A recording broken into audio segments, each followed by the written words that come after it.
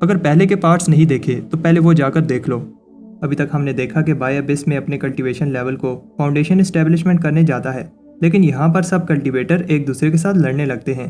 Bye को बहुत सारी असली की चाहिए, इसलिए वो एक पिल बनाता है जिससे बहुत सारे बीस्ट इसकी पिल के पीछे आते हैं। जब बाय की बोतल बाहर जाती है तो दूसरे डिसाइपल्स इसकी बोतल को चोरी करने लगते हैं, लेकिन फिर बाय बोतल वापस ले लेता है। बाय जब फाउंडेशन इस्टेब्लिशमेंट करने जाता है तो उसे पता चलता है कि उसकी की टिटान खा गया है, और फिर टिटान ही बाय को फाउंडेशन इस्टेब्लिशमेंट टाइट बनाने में हेल्प करता है। जब बाय एक स्टेप पर फंसता है तो सॉन्ग उसकी सारी की चुरा लेता है। फिर टिटान कहीं से की चुरा कर लाता है और बाय फिर से अपनी टाइट बनाता है। बाय अपनी मेन टेक्निक यूज़ नहीं कर रहा होता, जिससे सबको लगता है कि बाय वीक है, लेकिन जब वो अपनी अनडाइंग पावर यूज़ करता है तो वो डायरेक्टली नई टाइट बनाने लगता है। लेकिन बाकी के सेक्टर इसे ऐसा करने नहीं देते और इसके दोस्त इसे प्रोटेक्ट करने की कोशिश करते हुए खुद इंजर हो जाते हैं। ये देखकर बाय को गुस्सा आता है और फिर वो अपने दोस्तों का बदला लेता है। बाय को ऐसे देखकर ज़ीशैन डर जाता है। अब आगे बाय नॉर्मल हो जाता है और अपने दोस्तों को देखने चाहता है। पे हान ली बताता है कि हुईएन ने अपनी लाइफ फोर्स यूज़ करके जिंटाओ को रोका और ये चमत्कार से कम नहीं है कि हुईएन अभी भी जिंदा है। बाय कहता है ये सब मेरी वजह से हुआ है और फिर हुईएन को हील करने लगता है। तब बाय एक भागते हुए डिसाइपल पर अटैक करता है और बाय हैरान होता है जब ज़ीशैन गायब हो जाता है और उसकी जगह पर एक मास्क रह जाता है। तब हुईएन को होश आता है और वो बाय को बुरी खबर देता है कि बहुत सारे स्पिरिट सेक्टर के डिसाइपल्स बैटल में मारे गए और वॉन भी मारी गई होगी। बाय कहता है कि तुम रिकवर करो और बाकी सब मुझ पर छोड़ दो। बाय देखता है जिसने ये सब शुरू किया है वो सॉन्ग है, जो अपनी 8वीं टाइट को कंप्लीट कर रहा है। बाय कहता है अगर बुरे काम करने पर पनिशमेंट ना मिले तो इंसान अपनी गलतियों से नहीं सीखता। बाय उसकी की एब्जॉर्ब करने लगता है ताकि सॉन्ग अपनी टाइट को पूरा ना कर पाए। सॉन्ग कहता है कि अब बहुत देर हो गई है और मुझे कोई नहीं रोक सकता।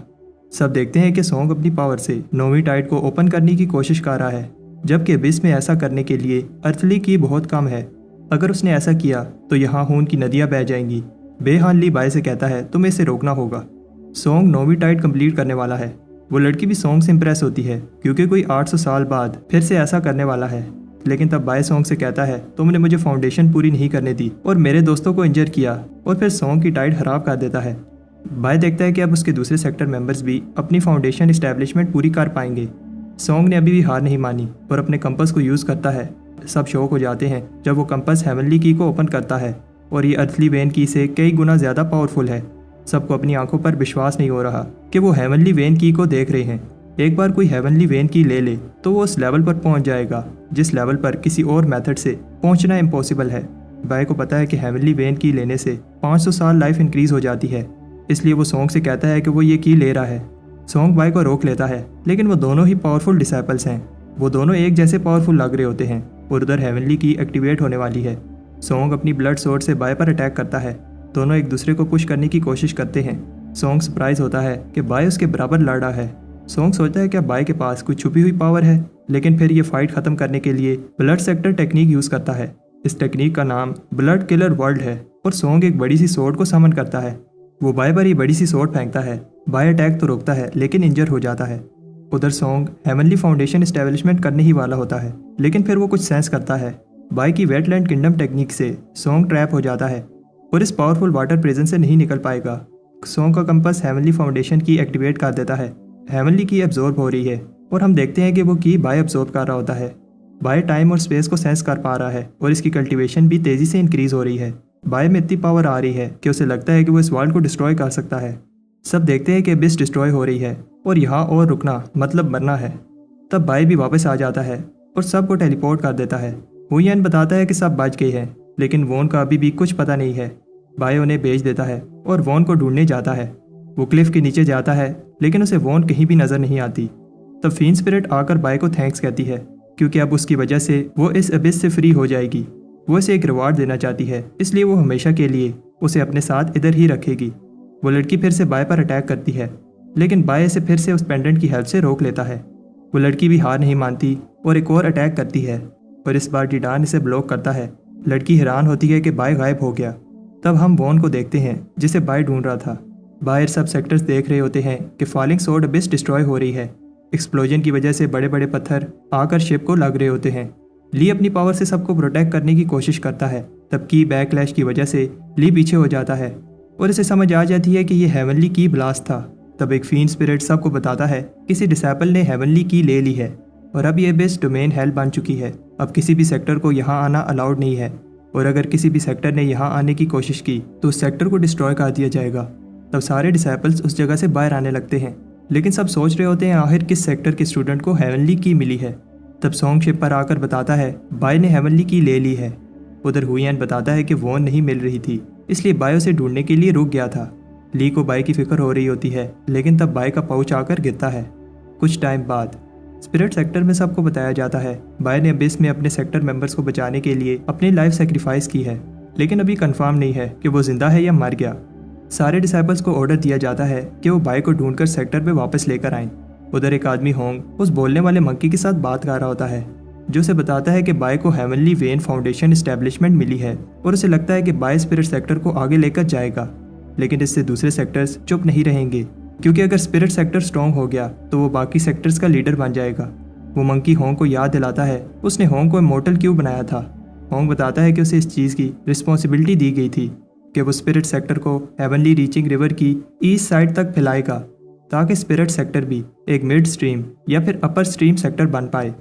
मंकी बताता है अब हम इस चीज़ के बहुत क्लोज हैं, इसलिए वो होंग से कहता है जब बाय वापस आए तो उसे वो फ्रिजिड सेक्टर का मेडिसन वाला स्क्रोल दे दे। हमें दिखाया जाता है कि असल में उस वक्त बाय को उसके एग ने फीन स्पिरिट से बचाने के लिए कहीं टेलीपोर्ट कर दिया था। बाय की जब आंख खुलती है तो वो उधर होता है जहां लूशियन क्लैन वालों से बाय ने फाइट की थी।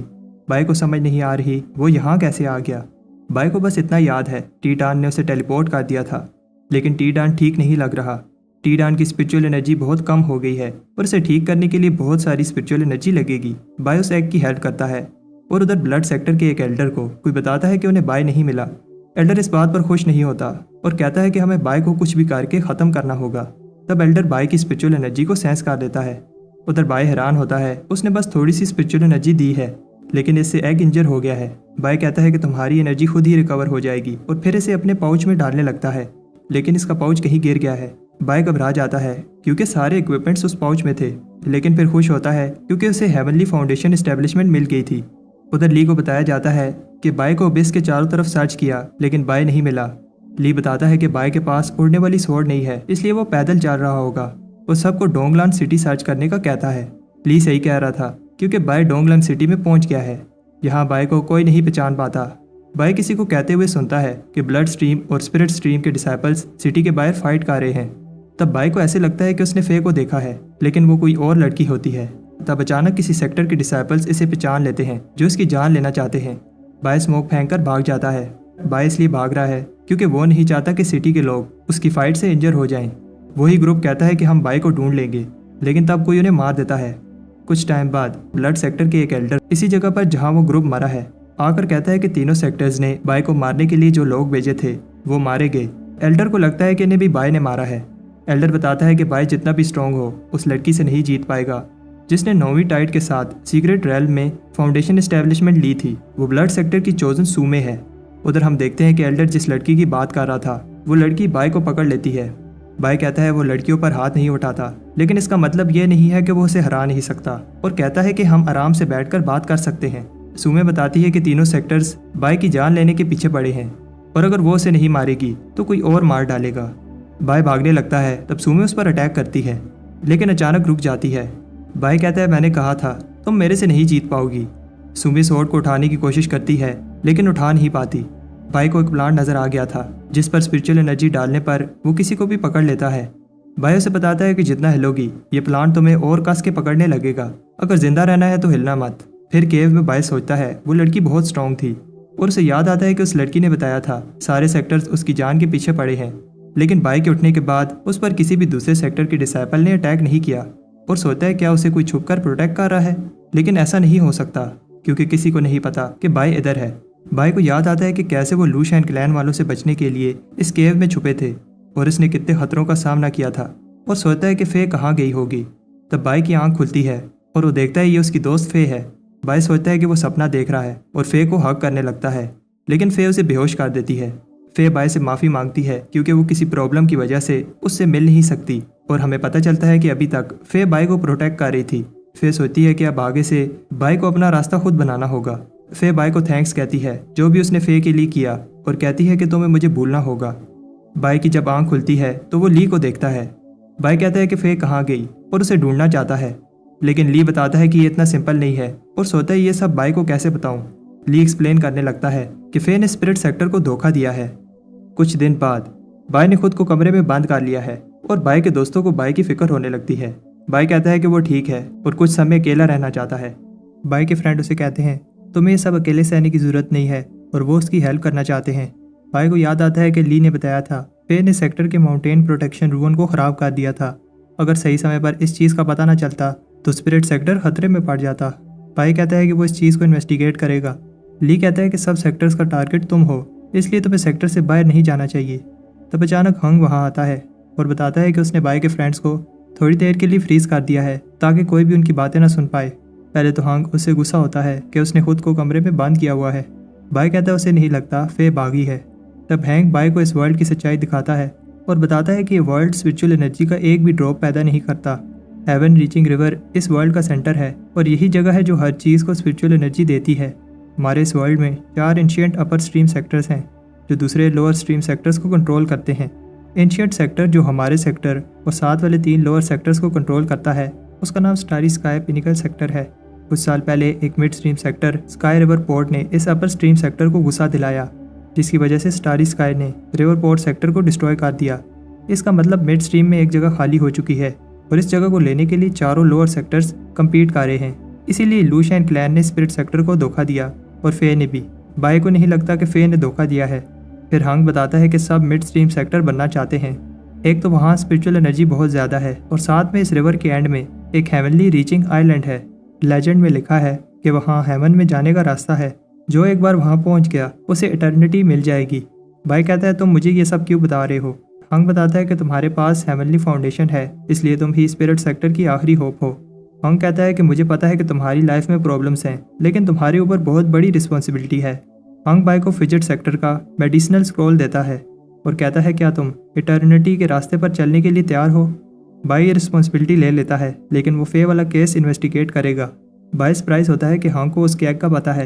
हंग बताता है ये एग हर रोज स्पिरिचुअल एनर्जी अब्सॉर्ब करेगा और 49 डेज के बाद इसे स्पिरिट डिफाइन करने पर इससे बीस्ट किंग निकलेगा। ये बाय को आगे बढ़ने में हेल्प करेगा। हंग जाने से पहले बताता है बीस्ट किंग जब स्पिरिचुअल एनर्जी अब्सॉर्ब करेगा तो इससे दूसरे बीस्ट मास्टर्स को प्रॉब्लम होगी। हंग के जाने के बाद बाय के दोस्त दरवाज़ा तोड़कर अंदर आ जाते हैं। बाय के दोस्त खुश होते हैं कि उसका एग एक बीस्ट किंग बन जाएगा। जैंग कहता है मैं कुछ समय से स्पिरिट डिफाइनिंग कर रहा था और बाय को एक सोर्ड देता है जो इसने खुद स्पिरिट डिफाइन की है। बाओ को लगता है कि ये सोर्ड इतनी स्पेशल नहीं होगी, लेकिन जैंग कहता है तुम्हें स्पिरिट डिफाइनिंग का क्या पता। फिर बाय अपनी स्टोरी बताता है कैसे उसे हेवनली फाउंडेशन एस्टेब्लिशमेंट मिली। अब रात हो जाती है इसलिए सब वापस जाने लगते हैं। बाय देखता है जैंग एक भी सोर्ड को स्पिरिट डिफाइन नहीं कर पाया। कुछ टाइम बाद नॉर्दर्न बैंक के डिसेबल बात कर रहे होते हैं कैसे कुछ दिनों से बीस्ट गायब हो रहे हैं और जब वो मिलते हैं तो उनकी स्पिरिचुअल एनर्जी खत्म हो चुकी होती है। सेक्टर लीडर और चीफ इस चीज़ को इन्वेस्टिगेट कर रहे हैं, ये पता लगाने के लिए कि इस सब के पीछे कौन है। एक आदमी बताता है उसे लगता है इस सब के पीछे एल्डर बाय है, क्योंकि पिछली बार भी जब बीस्ट गायब हुए थे तो सबको बाय पर शक था। वो कहते हैं कि वो सब मिलकर इस चीज़ का पता लगाएंगे। तब बाय वहाँ आ जाता है और इस बार को बंद करवा देता है क्योंकि इन्होंने एल्डर बाय की इंसल्ट की है। बाय को समझ आ जाती है सबको शक होने लगा है, इसलिए वो किसी की हेल्प मांगने जाता है। बाय ड्रैगन के पास जाता है और इसे बताता है उसे ये बीस्ट किंग अपने लिए नहीं सेक्टर के लिए चाहिए।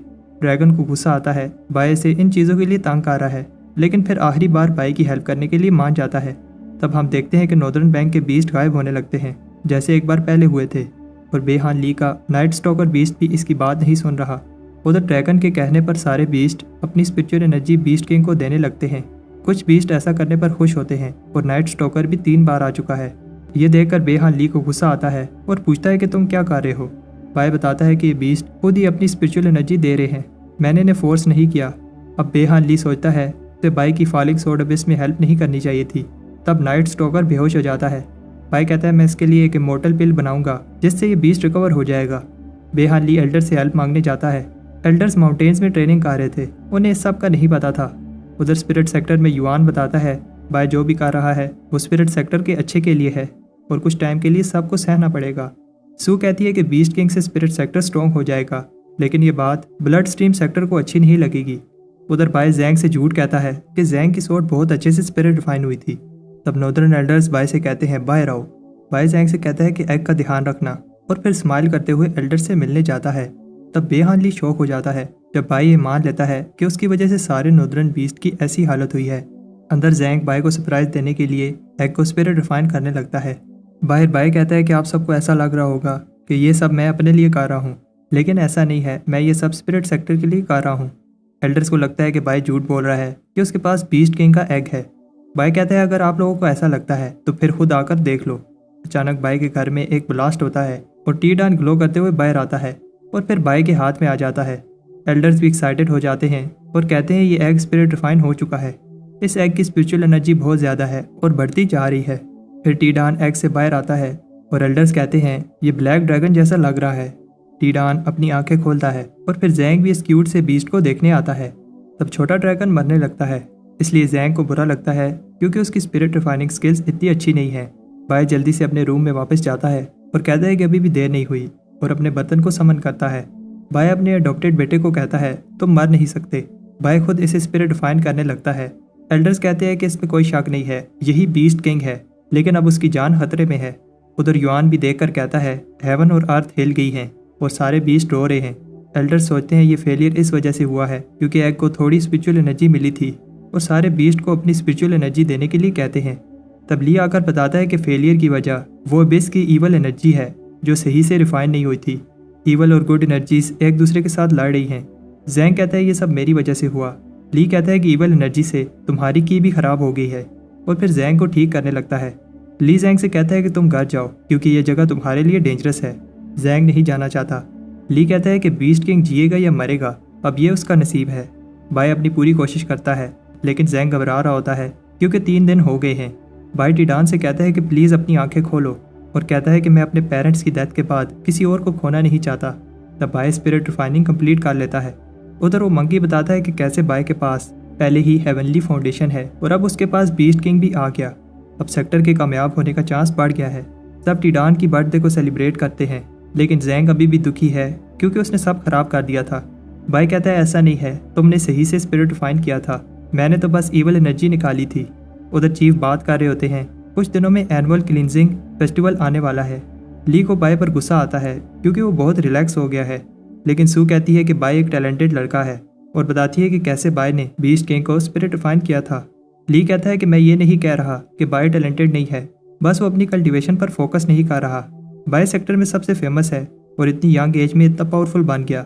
टी-डान को सारे सेक्टर वाले पसंद करते हैं और ये बात बेहान ली को अच्छी नहीं लगती। बाई कहता है कि बेहान ली जेलस हो रहा है, लेकिन बेहान ली कहता है कि मैंने तुमसे अभी तक उस बात का बदला नहीं लिया जो तुमने दूसरे बीस्ट के साथ किया था। मैं बताती है कि बाई ने ये सब सेक्टर के लिए किया है। बेहान ली को फर्क नहीं पड़ता और वो बाई से बदला लेना चाहता है, लेकिन टी-डान जोर से सांस लेता है जिससे नाइट स्टॉकर भाग जाता है। तब 20 इनहेरिटेंस को देखकर सब शौक हो जाते हैं और इन्हें समझ आ जाती है ये गुइया की वजह से है। वो डिसाइपल्स जो फाउंडेशन एस्टेब्लिशमेंट में पहुंच जाते हैं उन्हें फॉरबिडन एंसेस्ट्रल लैंड में भेजा जाता है ताकि उन्हें यूनिक इनहेरिटेंस मिल पाए।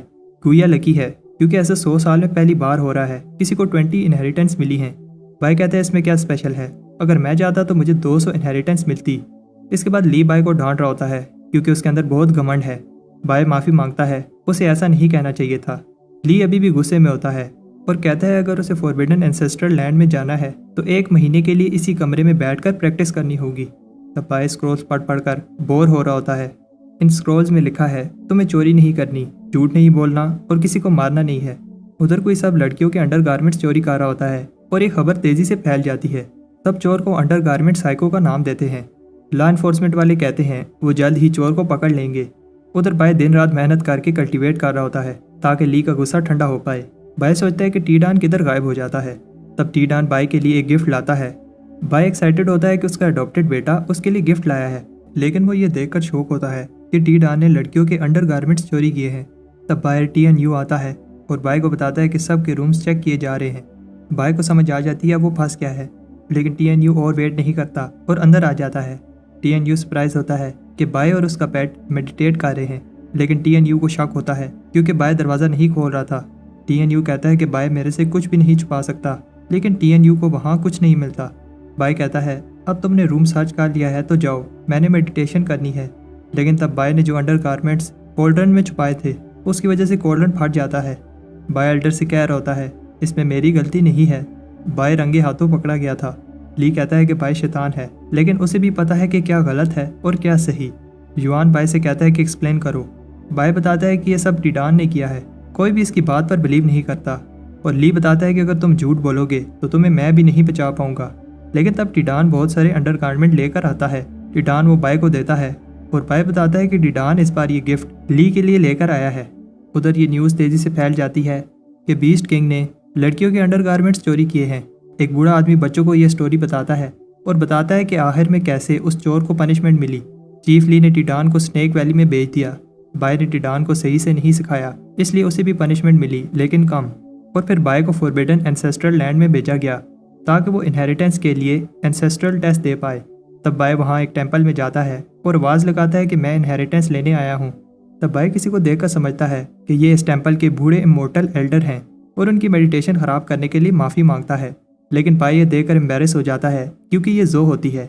बाय ऐसे दिखाता है जैसे उसने जो को नहीं देखा। जो बाय को टोंट मारती है और बताती है कि कैसे गुइया को 20 इनहेरिटेंस मिली और बाय को याद दिलाती है कि बाय ने कहा था वो गुइया से ज़्यादा इनहेरिटेंस लेगा। बाय कहता है तुम बस देखती जाओ, लेकिन कुछ नहीं होता जब बाय कहता है कि उसे इनहेरिटेंस चाहिए। बाय एक बार फिर, लेकिन इस बार थोड़ी रिस्पेक्ट से कहता है प्लीज़ मुझे इनलाइटमेंट दे दो। तब अचानक कुछ होने लगता है। सब देखते हैं किसी ने इनहेरिटेंस एक्टिवेट की है। बेहनली बाय की इंसल्ट करता है कि तुम तो बड़ी बड़ी बातें कर रहे थे लेकिन एक ही पिलर एक्टिवेट कर पाए। लेकिन गुइया और सब ये देखकर शॉक हो जाते हैं जो आज तक किसी ने नहीं देखा। युआन को भी बिलीव नहीं होता बाय को इनहेरिटेंस से ऐसा रिस्पॉन्स मिलेगा। इसका एक ही मतलब हो सकता है कि बाय की एबिलिटीज़ अपने एज के दूसरे डिसेबल से अलग ही लेवल पर पहुंच चुकी हैं। मंकी बताता है कि बाय ने 100 लाइट पिलर्स एक्टिवेट किए हैं, इसका मतलब बाय को सारी इनहेरिटेंस मिली हैं। लेकिन प्रॉब्लम यह है कि बाय कोई एक ही इनहेरिटेंस चूज़ कर सकता है और प्रे करता है कि बाय सही डिसीजन ले। अंदर बाय भी खुश होता है, लेकिन उसे एक आवाज़ बताती है कि वो एक ही इनहेरिटेंस ले सकता है। बाय कहता है कि वो सारी इनहेरिटेंस लेना चाहता है। तब अचानक सारी इनहेरिटेंस वापस जाने लगती हैं और बाय एक को भी नहीं पकड़ पाता। बाय सोचता है क्या हो रहा है। तब एक डोर ओपन होता है और बाय देखकर कहता है ये क्या फालतू सा स्टोन है। तब वो स्टोन वापस जाने लगता है, इसलिए बाय माफ़ी मांगता है और तब स्टोन वापस जाना बंद हो जाता है। बाय को समझ आ जाती है कि उसे कोई सुन पा रहा है, इसलिए वो कहने लगता है जो भी ये इनहेरिटेंस दे रहा है बहुत महान है। लेकिन वो ये देखकर शौक होता है जब उसे एक खाली पेज दिया जाता है जिस पर कुछ नहीं लिखा। तब एक आवाज़ बताती है जो होता है वो दिखता नहीं, जो दिखता है वो होता नहीं। ये किसका डायलॉग है कमेंट्स में बताओ। तब बाय को याद आता है कि ली ने उसे हेवन रीचिंग रिवर का एक ड्रॉप दिया था और कहा था कि इस ड्रॉप को तब यूज़ करना जब कुछ सॉल्व ना कर पाओ। बाय इस ड्रॉप को खाली पेज पर फेंकता है। बाय हैरान होता है जब वो बुक ड्रॉप एब्जॉर्ब करने लगती है। बाय को याद आता है कि हेवन रीचिंग रिवर बहुत पावरफुल है और प्रे करता है कि बुक को डैमेज न कर दे। लेकिन तब अचानक वो ड्रॉप बाय की बॉडी में एब्जॉर्ब होने लगता है। सब लोग ये देखकर हैरान होते हैं क्योंकि उन्होंने ऐसी इनहेरिटेंस पहले कभी नहीं देखी। युआन बताता है ये हिडन इनहेरिटेंस है, ये इनहेरिटेंस पहले कभी एक्टिवेट नहीं हुई और ये बाय के नसीब में थी। एक आवाज़ बताती है ये पावर उसकी बॉडी एब्जॉर्ब कर रही है जिससे उसकी बॉडी स्ट्रॉन्ग बन जाएगी। इस पावर को हेवन रीचिंग अल्टीमेट कहते हैं, जिसे कल्टीवेट करने के बाद बाय को एक अल्टीमेट टेक्निक मिलती है, आइज ऑफ लॉ। इसकी हेल्प से बाय सब कुछ देख पाएगा और समझ पाएगा। तब बाय को एक आवाज़ आती है जो बताती है कि बाय ने उसकी लाइफ ख़राब कर दी। बाय हैरान होता है ये आवाज़ उस मास्क से आ रही है जो उसे अबिस में मिला था। बाय को लगता है कोई इस मास्क में छुपा है, लेकिन कोई बाहर नहीं आता। बाय इंप्रेस होता है कि उसकी आंखें अब सब देख पा रही हैं और फिर मास्क को हेवन रीचिंग रिवर में फेंक देता है। तब मास्क में से एक आदमी बाहर आता है और बाय से कहता है कि वो उसे ना मारे। फिर वो आदमी अपना नाम डैन बताता है जो ब्लड सेक्टर का डिसाइपल है। डैन कहता है कि वो बाय का सर्वेंट बनने को तैयार है, लेकिन बाय इंटरेस्ट नहीं दिखाता। फिर डैन बताता है कि वो स्पिरिट सेक्टर के लिए स्पाई बन सकता है और फिर ब्लड सेक्टर की इन्फॉर्मेशन बताने लगता है। बाय कहता है कि मैंने ब्लड सेक्टर के बारे में जानकर क्या करना है। फिर डैन बताता है उसे इटर्निटी का सीक्रेट पता है। बाय कहता है जल्दी बोलो क्या जानते हो। डैन बताता है कि ब्लड सेक्टर के एक एल्डर के रूम के नीचे इटर्निटी का रेलिक छुपा है।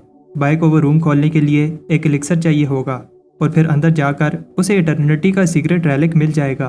बाय को लगता है कि डैन झूठ बोल रहा है जब डैन बताता है कि ब्लड सेक्टर के एल्डर को भी इसका नहीं पता।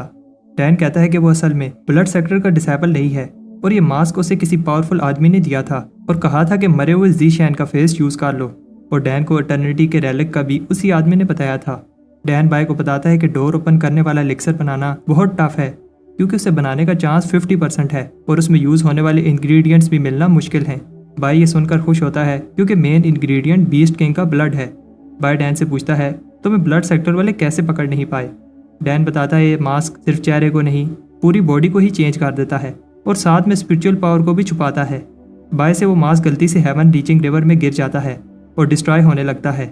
डैन बाय को बताता है अगर मास्क डिस्ट्रॉय हो गया तो स्पिरिट सेक्टर वाले मुझे पहचान लेंगे और मुझे मार डालेंगे।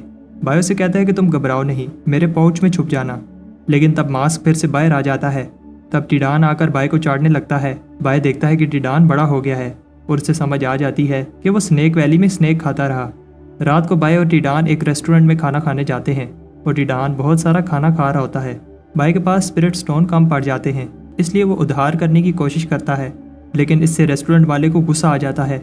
बाय वहाँ से भाग जाता है और कह रहा होता है कि वो स्पिरिट स्टोन लेने जा रहा है। उन्हें पता है कि बाय वापस नहीं आने वाला, इसलिए वो टिडान को बाहर फेंक देते हैं। कुछ टाइम बाद बाय उन विंग्स को चेक कर रहा होता है जो उसे एल्डर्स ने दिए थे, लेकिन अभी भी वो इन्हें सही से कंट्रोल नहीं कर पाता और एक चिकन फार्म में जाकर गिरता है। तब वॉन जो अबिस में गुम हो गई थी स्पिरिट सेक्टर में वापस आ जाती है। तभी बाय भी उड़ते हुए वॉन के साथ टकराता है और फिर वॉन को देखकर खुश होता है क्योंकि अबिस में बाय ने उसे बहुत ढूंढा था।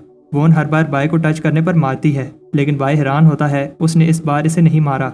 टिडान भी वॉन को देखकर गुस्से में आ जाता है। योन खुश होता है कि उसकी सिस्टर वापस आ गई, लेकिन तब वॉन अपने बाय को नहीं पहचानती। वो सिर्फ बाय पर ट्रस्ट करती है और तभी योन के साथ जाती है जब बाय उसे जाने को कहता है।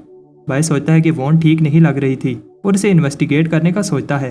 टिडान नहीं चाहता कि बाय वॉन के पास भी जाए, लेकिन बाय बताता है कि उसे वॉन से कोई खतरा नहीं हो सकता क्योंकि वो जाते हुए स्माइल कर रही थी। बाय कहता है कि वॉन अब वापस आ गई है तो मुझे भी और सोचना नहीं चाहिए और अपनी ट्रेनिंग पर ध्यान देना चाहिए। टिडान डर कर छुप जाता है जब बाय ट्रेनिंग स्टार्ट करता है क्योंकि बाय की ट्रेनिंग डेंजरस है। हम देखते हैं कि ऐसा क्यों है। बाय अपनी अनडैंक पावर प्रैक्टिस करता है। इसे प्रैक्टिस करते समय बहुत ज़्यादा स्पिरिचुअल एनर्जी बॉडी को कवर करती है जो जिस भी चीज़ को टच करेगी डैमेज कर सकती है। इस टेक्निक की हेल्प से बाय की बॉडी और स्ट्रॉन्ग बन रही है। अभी जो बाय मूव यूज़ कर रहा है इसे 10 एलिफेंट सैवेज घोस्ट कहते हैं। बाय बताता है कि कैसे इस टेक्निक का एक लेवल पूरा करने पर उसकी सारी स्पिरिचुअल एनर्जी खत्म हो जाती है, इसलिए वो इस टेक्निक को पूरा नहीं कर पाता। तब बाय अपनी बॉडी को ये टेक्निक करने पर फोर्स करता है, जिससे इसकी बॉडी कभी तो बहुत पतली हो जाती है और कभी बहुत मोटी। बाय कोशिश करता है कि उसकी स्पिरिचुअल एनर्जी स्टेबल हो पाए और हार नहीं मानता क्योंकि ये टेक्निक बहुत पावरफुल है। अभी तक बाय हेवन रीचिंग रिवर की पावर से ये टेक्निक प्रैक्टिस कर रहा था, लेकिन अब वो एक पिल बनाने का सोचता है जिससे स्पिरिचुअल एनर्जी को कंट्रोल करना ईजी हो जाएगा। लेकिन प्रॉब्लम ये है 4th ग्रेड पिल एक अपोथेकेरी मास्टर ही बना सकता है। तब बाय को याद आता है कि एल्डर ने उसे फिजिट सेक्टर का मेडिसिनल स्क्रॉल दिया था। इस स्क्रॉल को देखकर बाय की आंखों में आंसू आ जाते हैं क्योंकि इसे एक भी वर्ड समझ नहीं आ रहा होता। युआन बताता है कि वॉन के आने के बाद स्पिरिट सेक्टर और भी स्ट्रॉन्ग हो गया है क्योंकि अब हमारे पास एक और फाउंडेशन एस्टेब्लिशमेंट कल्टीवेटर है, लेकिन इससे दूसरे 3 सेक्टर्स जेलस हो रहे हैं और अटैक करने का चांस मिस नहीं करेंगे। यंग खुश है कि बाय पिल रिफाइन नहीं कर रहा, इस वजह से सिटी में कुछ समय से शांति है, लेकिन तब मौसम खराब होने लगता है। ऐसा इसलिए क्योंकि बाय 4th ग्रेड पिल रिफाइन कर रहा है। बाय कॉन्फिडेंट है कि इसकी टेक्निक से पिल बन जाएगी, लेकिन ऐसा नहीं होता। सिटी में सब पैनिक हो रहे होते हैं और कहते हैं कि भागो। न्यू डिसेबल्स कहते हैं कि लोग ओवर रिएक्ट कर रहे हैं। तब इन्हें बाय की स्टोरीज बताई जाती हैं कि कैसे कई दिनों तक ऐसे ड्रेन होती रही और एनिमल्स भी ह्यूमन लैंग्वेज बोलने लगे। बेहान ली को गुस्सा आता है क्योंकि बाय एंसेस्ट्रल हॉल में पिल रिफाइन कर रहा है। TNU बेहान ली को कहता है फर्नेस की पावर को रोकने में मेरी हेल्प करो। वो बाय को रोकने की कोशिश करते हैं, लेकिन खुद की इंसल्ट करवा लेते हैं। सेक्टर लीडर युआन उन दोनों को डांटता है, लेकिन बाय कहता है कि मेरी गलती है क्योंकि मैं 4th ग्रेड पिल रिफाइन करना चाहता था। युआन फिर से उन दोनों को डांटता है क्योंकि उनके फटे हुए कपड़ों से पता चल रहा है कि वो वीक है।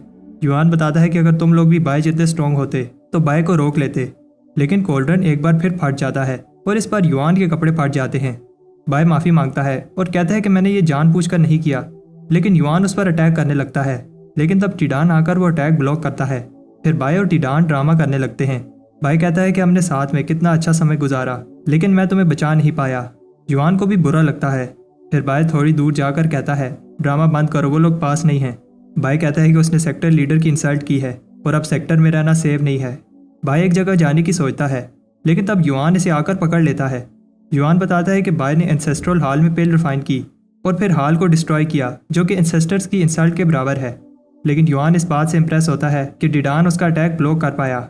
युआन कहता है कि तुम टिडान को ये सब सिखा रहे हो, तुम्हें चाहिए कि तुम इसे अच्छी चीज़ें सिखाओ।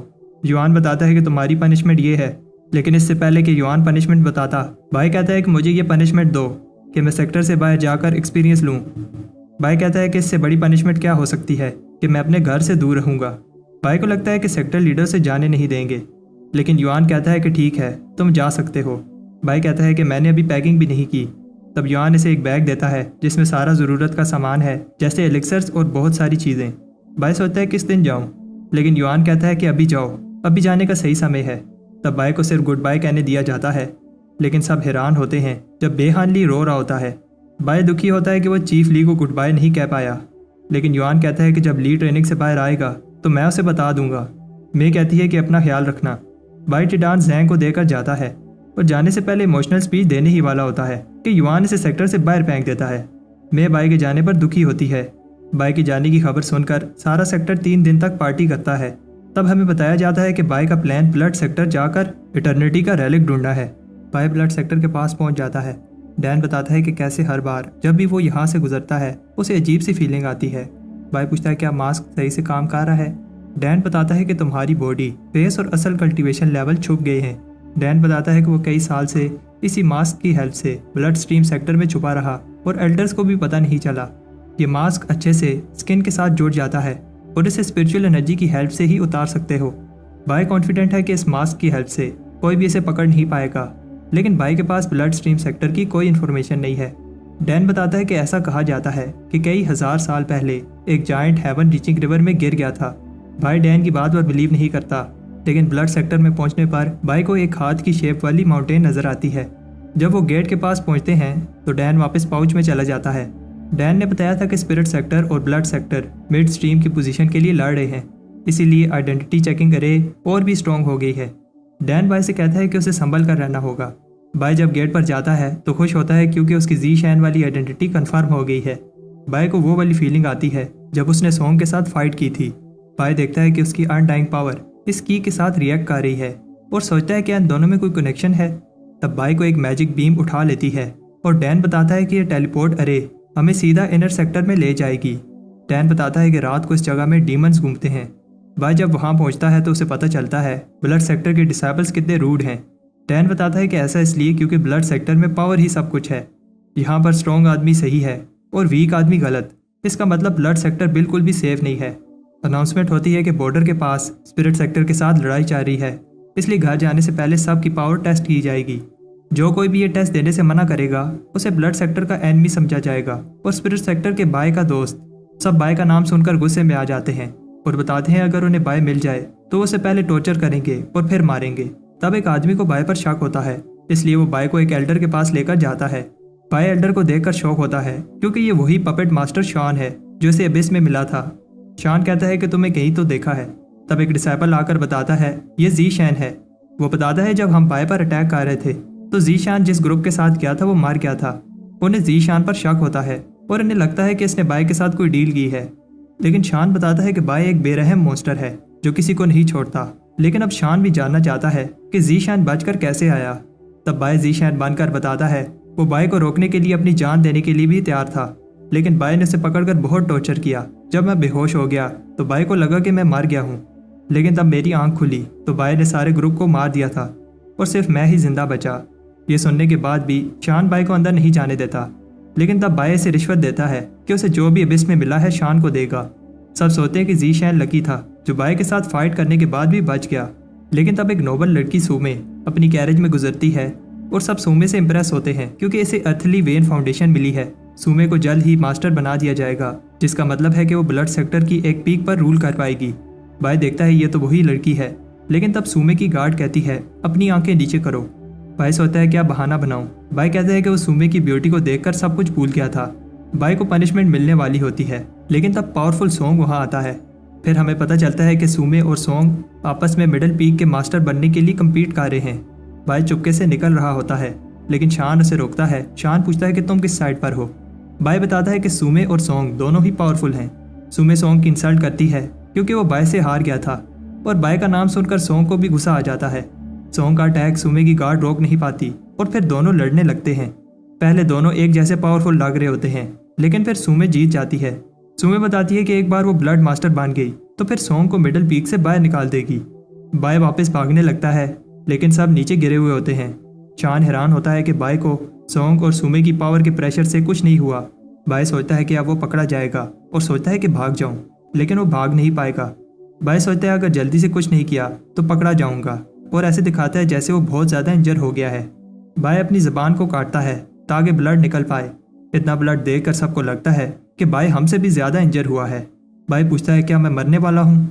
शान बताता है कि ज़ीशान के पास कोई डिफेंस टेक्निक है और इसे लगता है कि इसी टेक्निक की हेल्प से वो बाय से बच पाया। सोंग बाय का नाम सुनकर अलर्ट हो जाता है। सोंग बताता है कि ज़ीशान जैसा वीक लड़का बाय से कैसे बचकर आया। सोंग बाय को पकड़ने ही वाला होता है, लेकिन तब भूकंप आ जाता है। ये एक लड़की की वजह से होता है जो ज़ीशान का नाम ले रही होती है। तब वो बड़ी सी औरत बाय को लेकर भाग जाती है। तब हम देखते हैं कि बाय उससे बचकर भाग रहा होता है। बाय डैन से कहता है कि तुम्हारी लड़कियों की चॉइस बहुत बुरी है। डैन कहता है कि मेरा उस पर दिल आ गया था। तब बाय गलती से अलार्म बजा देता है और गार्ड्स को लगता है कोई घुसपैठिया मिडल पीक में घुसने की कोशिश कर रहा है। गार्ड्स को वहाँ कोई नहीं मिलता और हम देखते हैं कि बाय पेड़ पर छुपा हुआ था। बाय हैरान होता है कि मिडल पीक में इतनी ज़्यादा सिक्योरिटी है। डैन बताता है कि ऐसा इसलिए है क्योंकि अभी तक ये डिसाइड नहीं हुआ कि कौन मिडल पीक का मास्टर बनेगा। माउंटेन्स के ऊपर जाने के लिए कम से कम गार्डियन का रैंक होना चाहिए। माउंटेन के टॉप पर ब्लड मास्टर हॉल है और उधर अभी के लिए नॉर्मल से डबल गार्ड्स पहरा दे रहे हैं। प्रॉब्लम यह है कि हमें अभी भी वो एलिक्सर बनाना है जो ब्लड मास्टर हॉल के सीक्रेट चैम्बर को खोलने के लिए यूज़ होगा। इतना ही नहीं, वो एलिक्सर तब ही काम करेगा जब वो हॉल के एयर लूम के साथ कनेक्ट हो। डैन बताता है कि मिशन हेवन में जाने से भी ज़्यादा टफ है। बाय कहता है कि तुम घबराओ नहीं, मेरे पास एक प्लान है। हमें बस ये बताना है कि हम मोर्टल वेन एस्टेब्लिशमेंट में हैं और फिर हम मिडल पीक के गार्डियन बनकर माउंटेन टॉप जा पाएंगे। डैन को बाय का प्लान अच्छा लगता है क्योंकि कुछ ही दिन में मोर्टल वेन गार्ड बनने का टेस्ट होगा, लेकिन उससे पहले बाय को मिशंस करके कंट्रीब्यूशन पॉइंट्स जमा करने होंगे ताकि वो उस टेस्ट में हिस्सा ले पाए। ब्लड सेक्टर की 5 पीक्स हैं। सुना है इस बार कोर पीक टेस्ट बनाएगी और टेस्ट में पपेट बनाना होगा क्योंकि कोर पीक के students blood puppet refining technique use करते हैं। इसी टेक्निक की वजह से कोर पीक के चारों तरफ ब्लड की फैली होती है। पपेट रिफाइन करना इतना ईजी नहीं है, इसमें कई महीने या फिर साल भी लग सकता है। बाय कोर पीक जाता है। शान बताता है ये जगह मेरे अंडर है, इसलिए मैं तुम्हें पपेट रिफाइन करना सिखाऊंगा। शान कहता है यहाँ जो मैं बोलूँगा वही रूल है। शान ज़ीजैंग को देखकर हैरान होता है। बाय बताता है कि वो मोर्टल वेन ट्रायल देने के लिए मिशन लेने आया है। शान बाय को मिशन जेड स्लिट देता है। तब कोर पीक का एल्डर आता है और बताता है कि चारों सेक्टर्स में वार शुरू हो गई है, इसलिए सिर्फ टॉप मोर्टल वेन कल्टीवेटर ही टेस्ट दे पाएंगे। लेकिन टेस्ट देने से पहले उन्हें ये मिशन पूरा करना होगा और इस बार का मिशन वाइट पपेट बनाना है। सब शौक हो जाते हैं क्योंकि वाइट पपेट एक सुपीरियर आइटम है। जो 3 महीने में ये मिशन कंप्लीट करेंगे वही गार्डियन बनने का टेस्ट दे पाएंगे। शान बताता है कि 5 सुपीरियर आइटम में से वाइट पपेट बनाना सबसे ईजी है। उन्हें बस पपेट सीड को सीक्रेट ब्लड के साथ कनेक्ट करना है। जितना तुम्हारा कल्टीवेशन लेवल होगा उतनी जल्दी तुम पपेट रिफाइन कर पाओगे, लेकिन पपेट रिफाइन करने में आधा साल लग जाएगा। सारे डिसाइपल्स कहते हैं ये तो बहुत ज़्यादा समय है। शान बताता है कि अंडरवर्ल्ड पिल की हेल्प से पपेट्स 10 दिन में इवॉल्व हो जाएंगे। डिसाइपल्स बताते हैं कि कैसे वो पिल मिलना इम्पॉसिबल है। शान कहता है कि अगर पिल अफोर्ड नहीं कर सकते तो खुद बना लो। बाय कहता है ये कोई मुश्किल काम नहीं है क्योंकि मेरी जैसी रिफाइनिंग पूरे स्पिरिट सेक्टर में कोई नहीं कर पाता था। बाय ज़ीजैंग बनकर ब्लड पूल में पपेट रिफाइन करने के लिए जाता है। बाय वहाँ एक छोटा आदमी देखकर डर जाता है। बाय को बताया जाता है ये वो पपेट है जो उसने रिफाइन करना है। तब बाय का हाथ ब्लड की के साथ लगता है और फिर से उसकी अनडाइंग पावर रिएक्ट करने लगती है। बाय सोचता है कि ऐसा क्यों हो रहा है। तब बाय को याद आता है कि उसे सेक्रेट चैम्बर खोलने के लिए जो पिल बनानी है उसके लिए ब्लड की चाहिए। बाय डिसाइड करता है कि वो पपेट के साथ साथ पिल भी रिफाइन करेगा। डैन चाहता है कि बाय पहले पपेट रिफाइन करे क्योंकि उसके पास सिर्फ 3 ही महीने हैं। बाय कहता है कि वो गेट ओपन करने वाली पिल के साथ साथ अंडरग्राउंड पिल भी बना रहा है जिससे वाइट पपेट जल्दी से रिफाइन हो जाएगा। बाय उस पपेट को अंडरग्राउंड पिल देता है। बाय कहता है कि कुछ ही दिन में ये पपेट रिफाइन हो जाएगा। बाय फिर से गेट ओपन करने वाली पिल बनाने लगता है। डैन बीस्ट किंग का ब्लड देकर इंप्रेस होता है। फिर बाय को याद आता है उसने कैसे एक ड्रॉप ब्लड लेने के लिए टिडान से भीख मांगी। तब कुछ समय बाद बाय वो गेट ओपन करने वाली पिल बना लेता है। डैन बताता है कि अब 50% चांस है कि बाय वो डोर ओपन कर पाएगा, लेकिन बाय कहता है कि वैसे 3-4 बार स्पिरिट रिफाइन करेगा ताकि डोर ओपन करने का चांस बढ़ जाए, लेकिन इसे स्पिरिट रिफाइन करने के लिए 4 लीफ ग्रास चाहिए। डैन बताता है कि वो हर्ब 10,000 ब्लड क्लिफ्स पर उगती है। तब अचानक लिक्विड का कलर चेंज होने लगता है। तब पैनिक होने लगते हैं क्योंकि ये नॉर्मल नहीं है। उधर हमें पता चलता है कि पपेट रिफाइनिंग वाली शॉप एक एल्डर की है और शान उसका रेंट देता है। शान बताता है कि 3 महीने में ब्लड पपेट्स का पहला बैच बन जाएगा। शान सोचता है कि इस बार रेंट की जगह पपेट्स एल्डर को दे। लेकिन तब एक आदमी आकर बताता है कि सेक्रेट ब्लड कम होकर सिर्फ 30% रह गया है। उधर डैन बताता है कि मैंने ब्लड सेक्टर में बहुत पपेट्स देखे, लेकिन जैसा बाय ने पपेट डिफाइन किया है ऐसा कभी नहीं देखा। तब बाय को पानी गिरने की आवाज़ आती है। डैन ये देखकर हैरान होता है कि बाय का पपेट बाकी सब के रूम से ब्लड एब्जॉर्ब कर रहा है। तब डैन छुप जाता है। बाय देखता है कि उसका छोटा सा पपेट एक बड़ा सा मॉन्स्टर बन गया है। बाहर शान घबरा रहा होता है क्योंकि उसका सारा सीक्रेट ब्लड गायब हो गया है। तब शान और एल्डर शॉक हो जाते हैं जब जीशैन के रूम से सीक्रेट ब्लड बाहर आने लगता है। शान को जीशैन पर गुस्सा आता है और वो उस रूम की तरफ भागता है, लेकिन तब जीशैन बाहर आता है और सारी शॉप डिस्ट्रॉय होने लगती है। शान कहता है ये सब जीशैन की गलती है और अपने पपेट को बाय पर अटैक करने के लिए समन करता है। बाय को पता है कि अगर उसने अटैक ब्लॉक ना किया तो वो मार जाएगा, लेकिन अटैक ब्लॉक करने से सबको पता चल जाएगा कि वो कौन है। लेकिन तब उसका पपेट उसे बचा लेता है। शान को समझ नहीं आ रही ये कैसा पपेट है जिसमें से ग्रीन एनर्जी निकल रही है। बाय का ग्रीन पपेट आसानी से शान के ब्लैक पपेट को हरा देता है। बाय भी सरप्राइज होता है कि उसका पपेट उसे प्रोटेक्ट कर रहा है। शान उन ब्लैक पपेट्स को अटैक करने को कहता है, लेकिन शान के पपेट्स उसकी बात सुनना बंद कर देते हैं। एल्डर को गुस्सा आता है क्योंकि जीशैन ने उसकी पपेट रिफाइनिंग की शॉप डिस्ट्रॉय कर दी, और इतना ही नहीं उसने सारा सेक्रेट ब्लड भी खत्म कर दिया। बाय के पपेट्स में फाउंडेशन एस्टेब्लिशमेंट जितनी पावर भी नहीं है, लेकिन बाय के पपेट में एक रेयर एबिलिटी है कि ये दूसरे पपेट्स को कंट्रोल कर सकता है। बाय को समझ आ जाती है कि एल्डर क्या कहना चाहता है, इसलिए वो ग्रीन पपेट को कंट्रोल करने वाली जेट प्लेट एल्डर को दे देता है। बाय को लगता है कि एल्डर उसे फिर भी मार देगा, लेकिन ग्रैंड एल्डर बाय के इस ऑफर से खुश होता है। वो बताता है अगर एक वर्कशॉप डिस्ट्रॉय होगी तो क्या हुआ, बाय की इस इन्वेंशन से ब्लड सेक्टर को बहुत फायदा होगा। ग्रैंड एल्डर बाय को 5000 स्पिरिट स्टोन्स और 30,000 कंट्रीब्यूशन पॉइंट्स देते हैं। इतने सारे कंट्रीब्यूशन पॉइंट से बाय इजीली गार्डियन बनने वाला टेस्ट दे पाएगा। शान देखता है कि एल्डर बाय को पसंद करने लगा है, इसलिए उसे भी बाय से अच्छे से बात करनी चाहिए। तब लोग ये देखकर शॉक हो जाते हैं जब बाय और शान एक दूसरे से माफ़ी मांगते हैं। फिर बाय शान को ग्रीन पपेट बनाने का फार्मूला देता है। शान बाय को अगले टेस्ट के लिए गुड लक कहता है जो 10,000 ब्लड क्लिप्स पर होगा। कुछ टाइम बाद आज ब्लड सेक्टर का mortal vein foundation establishment test है। दूसरे पीक के ग्रैंड एल्डर्स टेस्ट को मॉनिटर करने आए हैं। फोर्थ पीक का एल्डर सब डिसेबल्स को बताता है जो भी 3 महीने में फाउंडेशन एस्टेब्लिशमेंट करेंगे उन्हें चॉइस मिलेगी कि वो किसी भी पीक में जा सकेंगे और उन्हें गार्डियन का रैंक मिलेगा। बाय सोचता है कि मेरे पास हेवनली फाउंडेशन एस्टेब्लिशमेंट है, इसलिए मैं इजीली गार्डियन बन जाऊंगा। अभी के लिए मेरा गोल 4 लीफ ग्रास ढूंढना है ताकि मैं गेट ओपन करने वाली पिल रिफाइन कर सकूं। दूसरे डिसेबल्स भी जोश में होते हैं और कहते हैं कि एक बार हम फाउंडेशन एस्टेब्लिशमेंट में पहुंच जाएं, फिर स्पिरिट सेक्टर को डिस्ट्रॉय कर देंगे। तब मिडिल पीक की एल्डर आती है। लोग कह रहे होते हैं कि सॉन्ग की आंटी जून है। वो बताती है कि डिसेबल्स को फाउंडेशन एस्टेब्लिशमेंट करने के लिए पिल्स यूज़ करनी होंगी। वो बताती है कि इस बोतल में सिर्फ 10 ही पिल्स हैं, इसलिए अगर पिल चाहिए तो उसके लिए लड़ना होगा। बाय अभी भी उधर ही खड़ा होता है। ये देखकर जून सरप्राइज होती है, लेकिन फिर बाय भी जंप कर देता है। बाय को पता है कि वो अपनी पावर्स की हेल्प से आसानी से पिल ले सकता है, लेकिन ऐसा करने से सबको पता चल जाएगा कि वो कौन है। तब बाय ग्रुप से कहता है मुझे साथ ले जाओ, मैं तुम लोगों की हेल्प करूंगा। मुझे बस एक ही पिल चाहिए, बाकी सब तुम रख लेना। बाय बताता है कि हम वो वाली टेक्निक यूज़ करेंगे जो हमने अबिस में स्पिरिट सेक्टर के बाय पर यूज़ की थी। उधर एक आदमी को वो बोतल मिल जाती है और फिर बाय की टीम उसे प्रिजन में ट्रैप कर देती है। ये डिसाइपल 3 दिन तक बाहर नहीं आ पाएगा। तब बाय प्रिजन में जाकर उस डिसाइपल से बोतल ले लेता है, लेकिन दूसरे डिसाइपल शॉक हो जाते हैं। जी जैंग पिल लेकर भाग गया। बाय उनकी इंसल्ट करता है कि वो स्ट्रेंथ के साथ स्पिरिट सेक्टर को डिस्ट्रॉय करने की सोच रहे हैं। तब वो ग्रुप बाय का पीछा करने लगता है। बाय कहता है कि अब उसे सिर्फ 4 लीफ ग्रास ढूंढना है। बाय ऐसे दिखाता है जैसे उसे अटैक लग गया है। ग्रुप को लगता है कि इतनी ऊंचाई से गिरने पर वो नहीं बचेगा। सब एल्डर्स ये देख रहे होते हैं और एक एल्डर बताता है कि अगर जीशैन चालाक है तो कुछ पिल्स फेंक देगा ताकि भाग पाए। एल्डर जून भी अब बाय में इंटरेस्ट लेने लगी है और सोचती है कि जीशैन और कितनी देर बच पाएगा।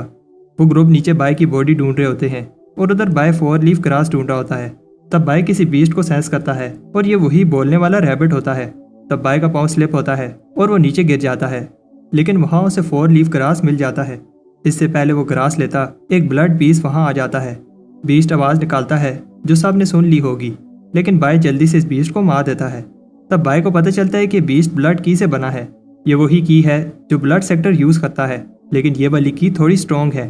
तब वो की फिर से बाय की अनडाइंग पावर के साथ रिएक्ट करने लगती है। बाय सोचता है कि डैन ने जो जायंट वाली स्टोरी बताई थी वो सच है। डैन ने बताया था कि जायंट ने पूरी अनडाइंग पावर मास्टर की थी। इसका मतलब बाय अगर वहाँ जाए जहाँ जायंट मरा था और उधर अनडाइंग पावर का दूसरा स्क्रॉल प्रैक्टिस करे तो कई गुना ज़्यादा जल्दी दूसरा वाला अनडाइंग स्क्रॉल मास्टर कर लेगा। बाय इस चीज़ को टेस्ट करता है और सच में इस ब्लड की से इसकी अनडाइंग पावर इंक्रीज होने लगती है और अब बाय की बॉडी और स्ट्रॉन्ग हो गई है। उधर सॉन्ग जून से पूछता है, तुम्हें क्या लगता है टेस्ट के बाद कौन गार्डियन बन पाएगा? जून बताती है कि मिडिल पीक में पहले ही बहुत सारे गार्डियन हैं, लेकिन कोई भी मेडिसिन कल्टीवेशन में अच्छा नहीं है। जून कहती है कि स्पिरिट सेक्टर के बाय को मेडिसिन जीनियस कहा जाता है, लेकिन बाय का नाम सुनकर सॉन्ग को गुस्सा आ जाता है और कहता है कि बाय उसके हाथों से ही मरेगा। जून बताती है कि कैसे जिनकी सोच बड़ी होती है वो दूसरों को गिराने की जगह खुद आगे बढ़ते हैं। तब वो ग्रुप जो बाय को ढूंढ रहा था सोचते हैं कि बाय की बॉडी को ब्लड बीस्ट खा गए होंगे, लेकिन उधर बाय गेट ओपन करने वाली पिल को रिफाइन कर रहा होता है। लेकिन तब भूकंप आने लगता है और एल्डर्स भी घबरा जाते हैं क्योंकि कई सालों से 10,000 ब्लड क्लिफ्स का जो लावा शान था बाहर आने लगा है। बाय बचकर भाग जाता है, लेकिन फिर दूसरे डिसाइपल्स इसे देख लेते हैं। बाय बोतल फेंक देता है, लेकिन वो पिल्स फेक होती हैं। तब ज़ीशैन बाहर आ जाता है, जहाँ सारे एल्डर्स इसे देखकर हैरान होते हैं क्योंकि सारी पिल्स इसके पास होती हैं। इन पिल्स के बिना और कोई भी दूसरा डिसाइपल फाउंडेशन एस्टेब्लिशमेंट नहीं कर पाएगा। इतना ही नहीं, बाय ने सोए हुए वल्केनो को जगाया और सारे बीस्ट भी पैनिक होने लगे, जिसकी वजह से दूसरे डिसाइपल्स इंजर हो गए।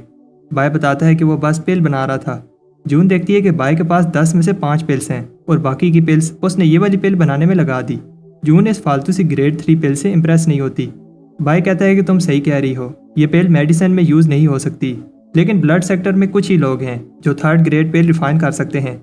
बाय ड्रामा करने लगता है कि वो ब्लड सेक्टर को ऐसे हारते हुए नहीं देख सकता और एक दिन वो ब्लड सेक्टर के लिए ग्रेड 5 की पिल बना कर रहेगा। ज़ीशैन घबरा जाता है जब एक एल्डर कहता है कि तुम अबिस से आने के बाद चेंज हो गए हो, लेकिन ये अच्छी चेंज है। ये एल्डर नेमलेस पीक का इंचार्ज है और ज़ीशैन को अपनी पीक में आने की ऑफर देता है। फिर दूसरे एल्डर्स भी इसे अपनी पीक में आने की ऑफर देने लगते हैं और बताते हैं कि उनकी पीक में आने के क्या क्या फ़ायदे हैं। तब अचानक वो बाय को अपनी पीक में लेने के लिए लड़ने लगते हैं।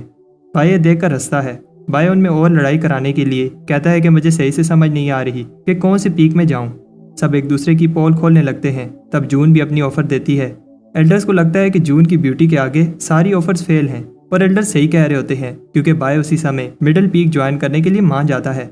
बाय कहता है कि मैं खुद को रोक नहीं पाया, लेकिन बताता है कि मैं भी मिडिल पीक में जाना चाहता था। कुछ टाइम बाद हम देखते हैं कि कोई ब्लड मास्टर हॉल के गार्ड्स पर अटैक कर रहा है। उधर बाय मिडिल पीक की एंट्रेंस के बाहर जाता है, जहां उसे सॉन्ग वेलकम करता है। अंदर बाय मिडिल पीक की ब्यूटी को देखकर इंप्रेस होता है। सॉन्ग कहता है कि मुझे समझ नहीं आ रही जून को तुम में ऐसा क्या दिखा। तब बाय कहता है कि मुझे अभी याद आया कैसे सॉन्ग अबिस में अपनी जान की भीख मांग रहा था। सॉन्ग कहता है क्या कहा। तब ज़ीशैन बात घुमा देता है। सॉन्ग ज़ीशैन को अपनी आंटी के पास लेकर जाता है। सॉन्ग देखता है कि बाय जून को सही से रिस्पेक्ट नहीं दिखा रहा। ज़ीशैन कहता है कि उसने जून के बारे में कभी भी बुरी बातें नहीं सोची, लेकिन सॉन्ग उसे बुली करता रहता है। सॉन्ग को गुस्सा आता है, लेकिन अपनी आंटी के सामने इसे कुछ नहीं कहता। सॉन्ग जाने से पहले बाय को धमकी देता है, अगली बार वो बाय की जुबान काट के उसके हाथ में दे देगा। सॉन्ग के जाने के बाद जून पूछती है, तुम मेरे बारे में क्या सोचते हो। बाय कहता है कि तुम पूरे ब्लड सेक्टर में सबसे प्यारी, मेरा मतलब है सबसे स्ट्रॉन्ग हो। जून बताती है कि सूमे भी कुछ कम प्यारी नहीं है और जो भी मेरे एनिमीज हैं उन्होंने सूमे की साइड ले ली है। जून ने ज़ीशैन को चूज़ किया है। इस पर ज़ीशैन कहता है वो इसे फॉलो करेगा और प्रोटेक्ट करने के लिए जान भी दे देगा। जून कहती है कि इसके लिए तुम्हें स्ट्रॉन्ग बनना होगा और इसे ब्लड सेक्टर की secret technique blood killer world सीखने को कहती है। बाद में बाय सोचता है कि जून इसकी केयर नहीं करती, वो बस ब्लड हॉल की मास्टर बनने के लिए उसे यूज़ कर रही है।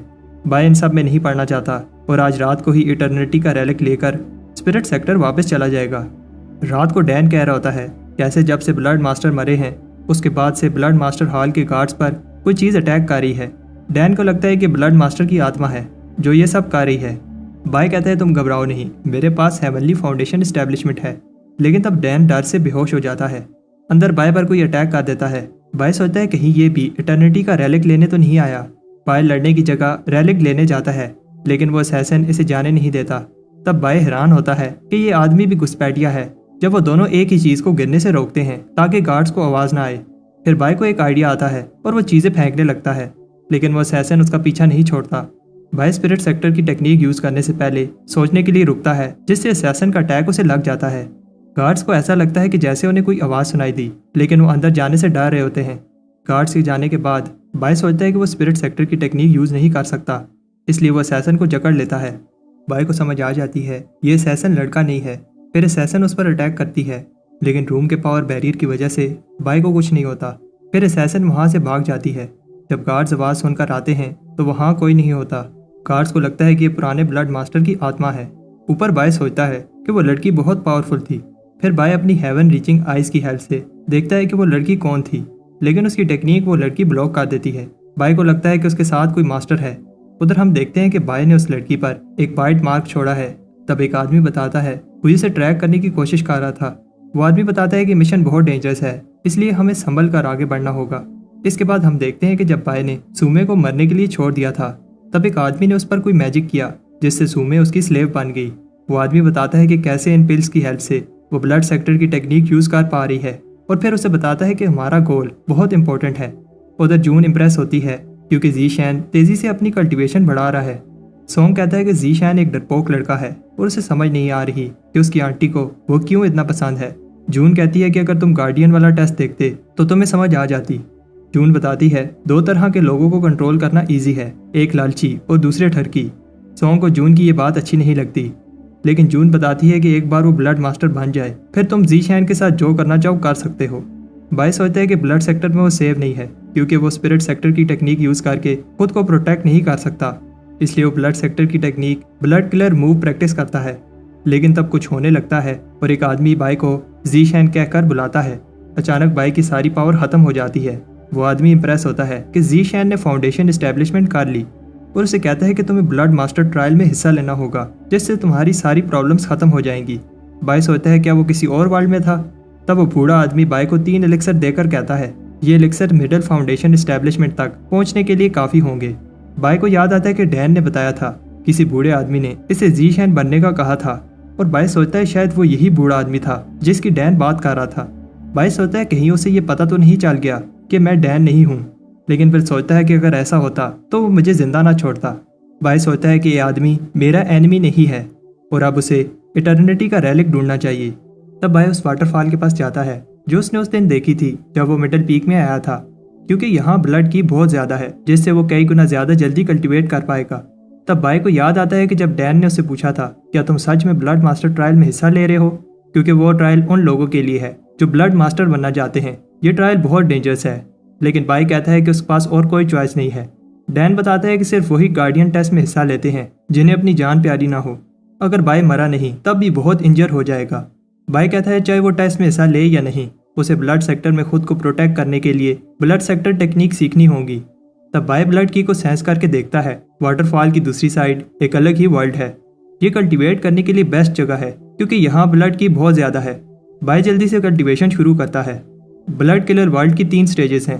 पहली स्टेज में ब्लड की को रिफाइन करने के बाद फिर से उसे कंडेंस करके बॉडी में एब्जॉर्ब करना होगा। सेकंड स्टेज में ब्लड फ्लूइड को रिफाइन करने के बाद ब्लड की हेल्थ से स्वॉर्ड बना पाओगे। और आखिरी थर्ड स्टेज सिर्फ 10,000 में से कोई एक ही मास्टर कर सकता है, जिसका नाम ब्लड एंसेस्टर रिवाइवल है। बाय सोचता है कि उसे ब्लड मास्टर टेस्ट देने के लिए कम से कम second stage blood fluid refinement करनी होगी। बाय कॉन्फिडेंट है कि वो ये कर लेगा। तब बाहर कोई आता है। बाय खुश होता है कि उसकी मेहनत वेस्ट नहीं हुई और वो एक ब्लड सोर्ड बना लेता है, लेकिन तब वो सोर्ड गायब हो जाती है। बाय सोचता है कि उसने क्या गलत किया, लेकिन तब कोई उस पर अटैक कर देता है। सोंग कहता है कि सेक्टर रूल के हिसाब से जो पावरफुल है सब कुछ उसका है। अगर जीशन इस वाटरफॉल में कल्टीवेट करना चाहता है तो उसे प्रूव करना होगा कि वो स्ट्रॉन्ग है, लेकिन जीशन कहता है कि ठीक है मैं जाता हूँ। सोंग इसे अपनी इंसल्ट समझता है कि जीशन उससे पूछे बिना जा रहा है। बाय भी अपनी सोर्ड समन करता है, लेकिन वो एक छोटी सी नाइफ बन जाती है। बाय उसके अटैक्स को ब्लॉक कर रहा होता है, लेकिन सोंग इंप्रेस नहीं होता क्योंकि सोंग ने सुना था कि बाय ने 10,000 ब्लड क्लिफ वाले टेस्ट में पहली पोजीशन ली थी। सोंग जीशन की इंसल्ट करता है कि वो सही से एक ब्लड सोर्ड भी नहीं बना पा रहा। बाय सोचता है कि अगर वो स्पिरिट सेक्टर की टेक्निक यूज करता तो आसानी से जीत जाता, लेकिन नहीं कर सकता, और अब वो और ज्यादा देर के लिए ब्लड की भी यूज नहीं कर पाएगा। बाय को और ब्लड की चाहिए और वो सोंग के साथ फाइट करते हुए ब्लड की एब्जॉर्ब करता है। जीशन के अटैक से सोंग पीछे हो जाता है, लेकिन सोंग हार नहीं मानता और वो दोनों फिर से फाइट करने लगते हैं। वो दोनों बराबर फाइट कर रहे होते हैं और फिर वाटरफॉल से बाहर आ जाते हैं। सोंग कहता है कि जून को लगता है तुम स्पेशल हो, लेकिन मेरी फैमिली को तुम्हारी जरूरत नहीं है। बाय का ब्लड लीक होकर सोर्ड में जाता है और बाय हैरान होता है जब उसकी सोर्ड रिएक्ट करने लगती है। अनटाइंग पावर और ब्लड सेक्टर के जॉइंट में कोई तो रिलेशन है। बाय को लगता है कि सेक्टर की ब्लड की असल में अनडाइंग ब्लड है। सोंग जीशन की इंसल्ट करता है, लेकिन तब कुछ होने लगता है। बाय कहता है कि उसने कभी ये चीज सोची ही नहीं कि वो अपना अनडाइंग ब्लड भी यूज कर सकता है। सोंग कहता है कि मैं तुम्हें बताता हूँ एक हाई लेवल ब्लड कल्टीवेटर की पावर कैसी होती है, लेकिन बाय भी अपनी अनडाइंग सोर्ड रेडी करता है। वो दोनों एक साथ अटैक करते हैं। लेकिन सोंग हैरान होता है कि ज़ीशैन का कल्टीवेशन लेवल बढ़ गया है जबकि वो फाइट के प्रेशर में था। बाई भी इस बात से खुश होता है, लेकिन तब उसे चक्कर आने लगता है और वो लेक में गिर जाता है। सोंग भी इसे की बैकलैश की वजह से लेक में मरने के लिए छोड़ देता है।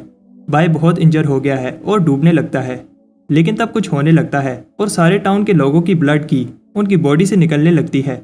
लेक के ऊपर एक ब्लड क्लाउड बन जाता है और फिर बाई की बॉडी हवा में उड़ने लगती है। बाई खुश होता है कि उसकी अनडाइंग पावर बाहर से ब्लड की एब्जॉर्ब कर सकती है। इससे बाई की कल्टीवेशन अलग ही स्पीड से बढ़ जाएगी। उधर वो लोग ब्लड की चोरी करने वाले को ढूंढ रहे होते हैं, लेकिन बाई पहले ही वहां से भाग जाता है। बाई कहता है कि अभी उसे ब्लड की एब्जॉर्बिंग पावर को कंट्रोल करना होगा, वरना प्रॉब्लम हो जाएगी। टाउन वाले चोर को ढूंढ रहे होते हैं। तब एल्डर उन्हें डांटता है क्योंकि वो सुमे की कल्टीवेशन डिस्टर्ब कर रहे हैं। तब हमें पता चलता है कि उस रात वो आदमी किस प्लान की बात कर रहा था। सुमे ब्लड मास्टर ट्रायल में जाएगी, लेकिन वो ब्लड सेक्टर की टेक्निक के अलावा और कोई टेक्निक यूज नहीं कर सकती। वो आदमी सुमे को ब्लड जमा करने वाली बोतल देता है ताकि सुमे जल्दी से blood killer wild technique master कर पाए।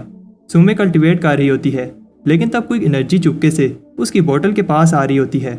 बाई खुश होता है कि उसे एक जगह मिल गई है जहाँ बहुत सारी प्योर ब्लड की है। बाई असल में सुमे की बोतल से वो की ले रहा होता है। सुमे को पता चल जाता है, इसलिए वो अपनी एनर्जी से बाई की एनर्जी को वापस भेज देती है। बाई हार नहीं मानता और फिर से कोशिश करता है, लेकिन सुमे इसे ऐसा नहीं करने देती और फिर दोनों अपनी एनर्जी से बोतल को लेने की कोशिश करते हैं, जिसकी वजह से बोतल टूट जाती है। सुमे इस अनडाइंग पावर को देखकर शौक होती है, लेकिन फिर उसे समझ आ जाती है उसका एनिमी कौन है। मास्टर डिवाइनर कहता है, क्या उस चोर ने तुम्हारी भी की चोरी की? लेकिन सुमे कहती है कि वो फोकस नहीं कर पा रही थी और किसी ने भी उसकी की चोरी नहीं की। सुमे कहती है कि मुझे अकेला छोड़ दो। तब डिवाइनर कहता है वो इस चोर को ढूंढ कर रहेगा। डिवाइनर उस चोर को ढूंढ लेता है, लेकिन फिर उसकी की भी चोरी होने लगती है। उधर बाई को दर्द हो रहा होता है क्योंकि उसकी अनडाइंग पावर बहुत स्ट्रॉन्ग है। बाई नहीं चाहता था कि वो इतनी की एब्जॉर्ब करे, लेकिन उसकी बॉडी खुद ही की एब्जॉर्ब कर रही थी। बाई कहता है कि और कोई रास्ता नहीं है, इसलिए सारी की एब्जॉर्ब होने देता है। ऐसा करने से 10 एलिफेंट सामने आते हैं और फिर एक मॉन्स्टर नीचे पानी से बाहर आता है। बाई के अंदर कुछ होता है और फिर बाई अपनी पावर टेस्ट करता है, जिससे माउंटेन्स में होल हो जाता है। इतना ही नहीं, फिर बाई पहले से कई गुना ज्यादा बड़ी सोर्ड समन करता है, जिसकी पावर अलग ही लेवल पर होती है। बाई अपना रियल नेम लेकर कहता है, अगर मैं थोड़ी सी और की एब्जॉर्ब कर लूँ तो ब्लड सेक्टर के एल्डर से भी ज्यादा स्ट्रॉन्ग हो जाऊंगा। लेकिन तब वो हरामी रैबिट जो भी बाई ने बोला था रिपीट करने लगता है। बाई उसे रोकने की कोशिश करता है, लेकिन देर हो जाती है और वो रैबिट बाई के कहे हुए वर्ड्स रिपीट करने लगता है। रैबिट बाई का रियल नेम लेकर बताता है क्या हुआ था, जिसे सुनकर सब शौक हो जाते हैं और सुमे को उस आदमी की बात याद आती है जब उसने कहा था, इस बार जो उस डोंगलंग सिटी में तुमने किया है मास्टर ने माफ कर दिया, लेकिन अगली बार मास्टर रहम नहीं करेंगे, और अगर वो चाहती है कि कोई भी हर्ट ना हो तो वैसा ही करो जैसा मास्टर ने कहा है। रैबिट की बात सुनकर सबको लगता है फिर सेक्टर का बाय पास ही है। तब बाय नहीं चाहता वो पकड़ा जाए, इसलिए वो रैबिट से पूछता है, जल्दी बताओ बाय कहाँ है, आज मैं उस बाय को नहीं छोड़ूंगा। लेकिन वो रैबिट कुछ नहीं बोलता, लेकिन तब वो किसी और के कहे हुए वर्ड्स रिपीट करने लगता है। इस बार वो मास्टर डिवाइनर के वर्ड्स रिपीट करता है, जिसने कहा था कि वो सुमे को एक दिन अपना बना लेगा। लेकिन तब वो पास खड़े हुए डिसाइपल्स की भी पोल खोलने लगता है। डिसाइपल को गुस्सा आता है और वो कहते हैं कि रैबिट झूठ बोल रहा है। ज़ीशैन खुश होता है कि अब कोई भी रैबिट की बात नहीं सुनेगा और फिर बताता है कि वो ब्लड की चोरी करने वाले को करने के लिए आया था। लेकिन तब बाय की बॉडी सबके सामने ब्लड की चोरी करने लगती है। बाय भागने की कोशिश करता है, लेकिन तब और बहुत सारे डिसाइपल्स भी आ जाते हैं। तब शान अपनी कैरेज में कहीं जा रहा होता है, जिससे ज़ीशैन आकर टकराता है।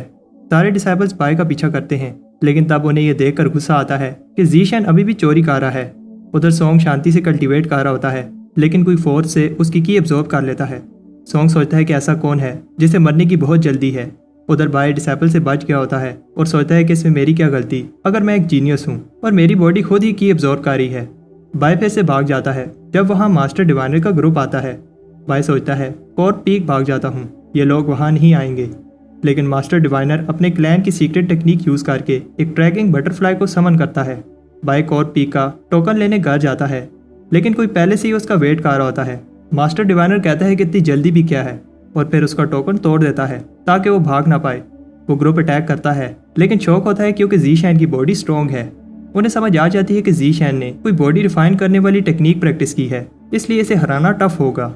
मास्टर डिवाइनर को फर्क नहीं पड़ता, वो सबको एक साथ अटैक करने को कहता है। वो सब बहुत सारी ब्लड सोर्स से अटैक करते हैं, लेकिन हैरान होते हैं कि ज़ीशैन को कुछ नहीं हुआ। ज़ीशैन कहता है कि अब बस बहुत हुआ, मैं तुम लोगों को हर्ट नहीं करना चाहता था, लेकिन तुम लोग ऐसे नहीं मानोगे। ग्रुप को लगता है कि जीशैन बड़ी बड़ी बातें कर रहा है, लेकिन तब वो दिखाता है कि वो सीरियस है और सबको बेरहमी से मारने लगता है। जीशैन दिखाता है कि उनके बीच पावर का कितना डिफरेंस है। जीशैन कहता है कि तुम्हें लगता था कि मैं तुम लोगों से डरता हूँ। जीशैन दिखाता है कि वो कितना पावरफुल है जब वो स्पिरिट सेक्टर की टेक्निक यूज करे बिना सबसे बराबर लड़ रहा होता है। बाय सिर्फ ब्लड सेक्टर की टेक्निक यूज करता है जो उसने कुछ ही दिन पहले सीखी थी, लेकिन ब्लड सेक्टर की टेक्निक की वजह से बाय कंट्रोल खोने लगता है। शान को बिलीव नहीं होता कि ये वही जीशैन है जिसे वो जानता है। जल्द ही सब हार जाते हैं, लेकिन जीशैन की फाइट करने की आग अभी भी बुझी नहीं है और वो सबसे कहता है कि जल्दी आओ, डर क्यों रहे हो। सबको डरते हुए देखकर जीशैन जोर से हंसने लगता है, लेकिन तब रेड क्लाउड बनते हैं और ये सॉन्ग होता है। सॉन्ग को गुस्सा आता है कि जीशैन ने उसकी कल्टीवेशन खराब की और जीशैन से कहता है अगर तुम मरना चाहते हो तो मैं तुम्हारी ये विश पूरी करता हूँ। सब कहते हैं सॉन्ग ब्लड रिफाइनिंग की लास्ट स्टेज का अटैक कर रहा है, लेकिन मास्टर डिवाइनर कहता है नहीं, ये ब्लड फ्लूइड रिफाइनिंग की पीक का अटैक है। जीशैन को देखकर लगता है इसे डर नहीं लग रहा और सॉन्ग अपना पावरफुल अटैक करता है। तब शॉक हो जाते हैं जब जीशैन इजीली सॉन्ग का अटैक ब्लॉक करता है। जब जीशैन का ध्यान सॉन्ग पर होता है, इस चांस को देखकर बाकी सब भी जीशैन पर अटैक करते हैं, लेकिन जीशैन अपनी पावरफुल स्वॉर्ड से सारे अटैक्स ब्लॉक कर लेता है। शान को समझ नहीं आ रही जीशैन सॉन्ग से भी ज्यादा पावरफुल कैसे बन गया। सॉन्ग बताता है कि Zeeshan blood killer world technique use नहीं कर रहा। जीशैन कहता है कि तुम सही कह रहे हो, लेकिन अब मैं तुम्हें दिखाता हूँ कि real blood killer world technique क्या होती है। बाई की बॉडी सारी जगह से ब्लड की एब्जॉर्ब करने लगती है। मास्टर डिवाइनर सोचता है जीशैन कैसे सारी मिडिल पीक की ब्लड की को कंट्रोल कर रहा है। तब जीशैन को मॉन्स्टर कहते हैं। जीशैन की बॉडी बहुत सारी की से भर जाती है और फिर वो एक बड़ा सा ब्लड डीमन समन करता है। ये देखकर सब शॉक हो जाते हैं कि जीशैन ने ब्लड किलर वर्ल्ड को अपनी बॉडी रिफाइनिंग टेक्निक से कंबाइन किया है। बाय कहते हैं अगर तुम लोग मुझे मारना चाहते हो तो फिर मैं तुम लोगों को पहले मार दूंगा। By real blood killer attack use करता है जिसे सब मिलकर रोकने की कोशिश करते हैं, लेकिन सब मिलकर भी ये अटैक रोक नहीं पा रहे होते। लेकिन तब कोई कहता है कि बस करो और जीशैन का अटैक खत्म कर देता है। जीशैन नहीं रुकता और कहता है कि इस सब की शुरुआत तुम लोगों ने की थी, लेकिन खत्म मैं करूंगा। वो फिर से ब्लड एंसेस्ट्रल रिविजन टेक्निक से अटैक करता है। ये अटैक बहुत पावरफुल होता है क्योंकि सारे डिसेबल्स के साथ साथ आधी पीक डिस्ट्रॉय हो जाती है। जीशैन और फाइट करना चाहता है। तब को समझ आ जाती है जीशैन इतनी पावर की वजह से पागल हो गया है, लेकिन तब वो रुक जाते हैं जब सेक्ट लीडर वूजी आता है। वूजी कहता है कि बस कर दो। जीशैन तब भी नहीं हिलता जब वूजी इस पर अपनी पावर यूज करता है। वूजी जीशैन से इंप्रेस होता है और कहता है कि जीशैन टैलेंटेड है क्योंकि इसने blood ancestral revision technique master की है। वूजी अपनी की हेल्प से जीशैन की इंजरीज हील करता है और इसे 3 स्पिरिचुअल ब्लड पिल्स देता है, जिसकी हेल्प से वो और तेजी से ब्लड की एब्जॉर्ब कर पाएगा। वूजी ये कहकर चला जाता है कि जीशैन को अपनी कल्टीवेशन पर फोकस करना चाहिए। बाय को समझ नहीं आती इतनी बुरी चीजें करने के बाद भी वूजी ने उसे पनिशमेंट करने की जगह ये लेक्चर दिए। शान जीजैंग को डीमन जीजैंग कहकर बुलाता है। शान कहता है कि यहाँ तुम्हारा टैलेंट वेस्ट हो रहा है, इसलिए तुम मेरे साथ कोर पीक चलो। लेकिन फिर दूसरे एल्डर्स बताने लगते हैं कि क्यों उन्हें उसकी पीक ज्वाइन करनी चाहिए, लेकिन जून आकर सबको याद दिलाती है कि बाय पहले ही मिडिल पीक ज्वाइन कर चुका है। दूसरे एल्डर्स चले जाते हैं और जून जीशैन से पूछती है तुम मुझे छोड़कर तो नहीं जाओगे। जीशैन जवाब नहीं देता।